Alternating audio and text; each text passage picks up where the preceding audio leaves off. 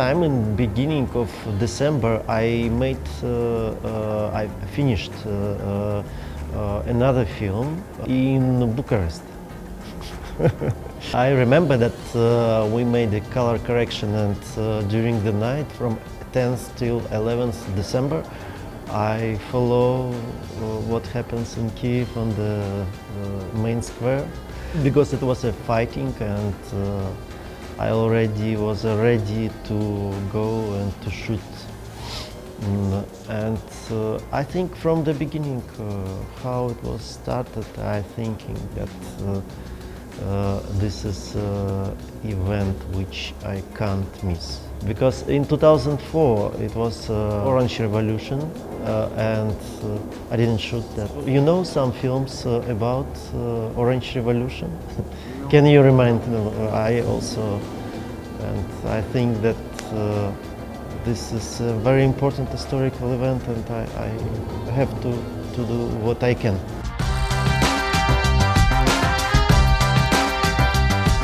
We shot during 3 months, and I shot the first part, first hour, when I was in December, and it was kind of carnival with I don't know, a lot of folk elements, with special sense of humor. Ukrainian humor is very interesting, and with a lot of folk songs, and with fantastic decoration. I can say that because all tents and all things which was constructed on that place, even barricades, very interesting as a piece of art. After that, the atmosphere is changed, and things become, even after Russian New Year, you know, it's a little bit, it's old New Year, and things become more stronger, and you can imagine the atmosphere. Already exists some killed people, and you know, it starts as a kind of a festival, protest festival, let's say like that, and finished as a Greek tragedy, and it still continues.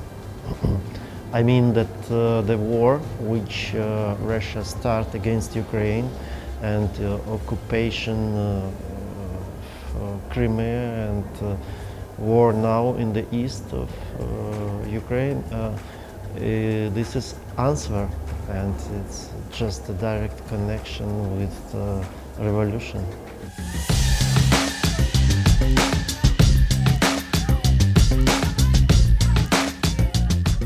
First of all, I choose the hero. I don't want to give to have in the film some hero who will be Virgilio and will explain us everything. It was a revolution without leader, without party. It was a revolution where a lot of people make a decision together. And I think that this is my hero, and to follow hero, I have to choose way how I will be close or far from them. This is only one way to put camera and don't move. I can say that it's very difficult not to move camera. It's very difficult because a lot of things happens around, and you want to show everything. Not necessary.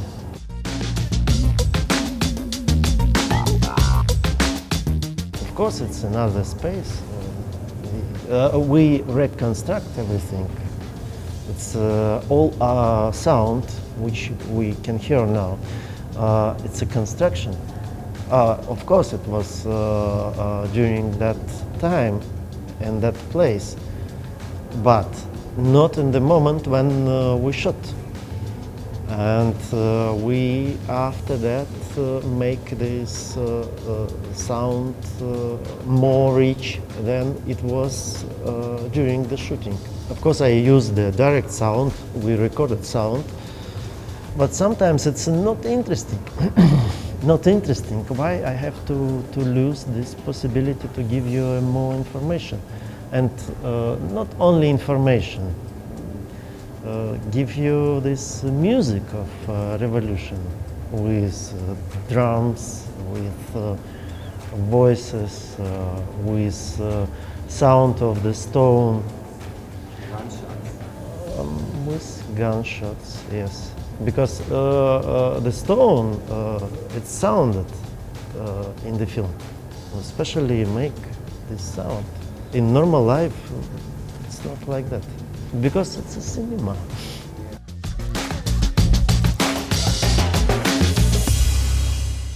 The influence from the church was very important.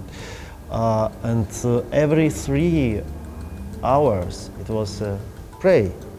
Different religion. And not only Christian. It was a Rebbe from Judaism. It was Muslim.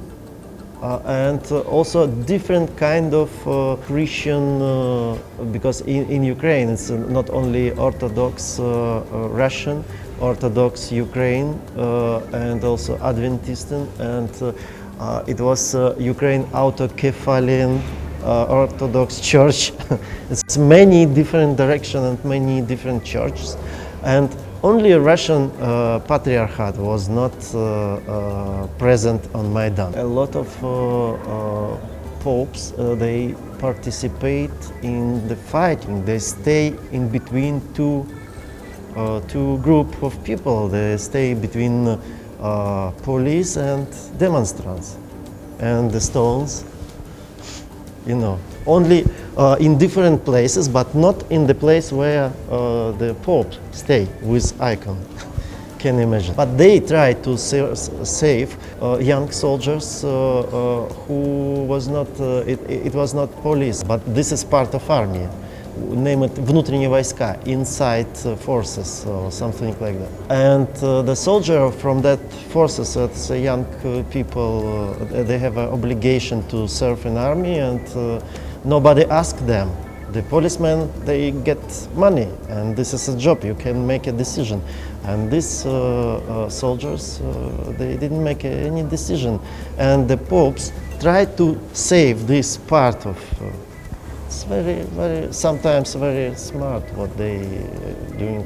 What about nationalism? I think that we have a very wrong connotation of this word, nationalism, because any nation didn't appear without this kind of patriotic movement.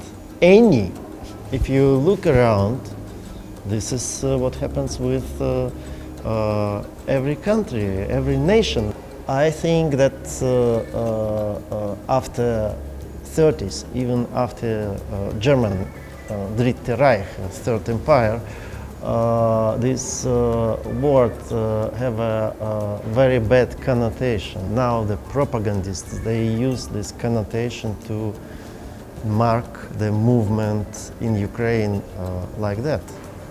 I think so, because the real people, the last election was the president election, show how people react on nationalistic figure. They all together, it was not real nationalistic, but people who use this kind of rhetoric sometimes, or use it before, they together, there was a candidate to the president, they together have like 1.5%.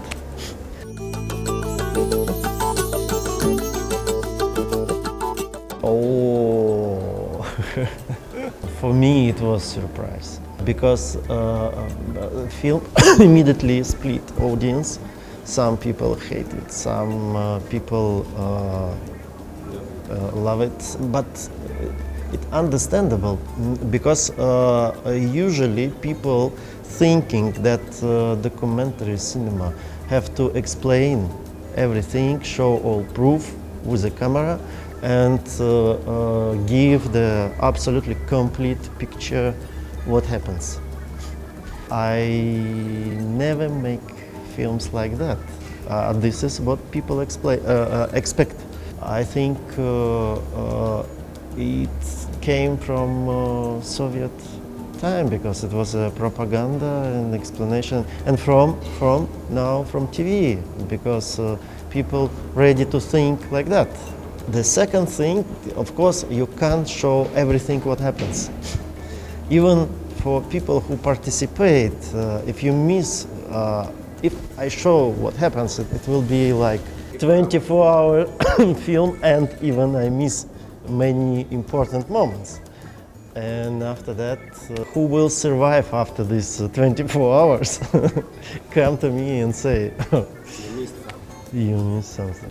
Of course, it's not too easy to see this film. It's a long takes, and especially make this use this method to have like 3-5 minute takes to show, to give an atmosphere and show what kind of people participate. We try to make a composition where you have a lot of places to see and follow. It's interesting how to organize everything. You need a time to understand, to make your own decision or own impression.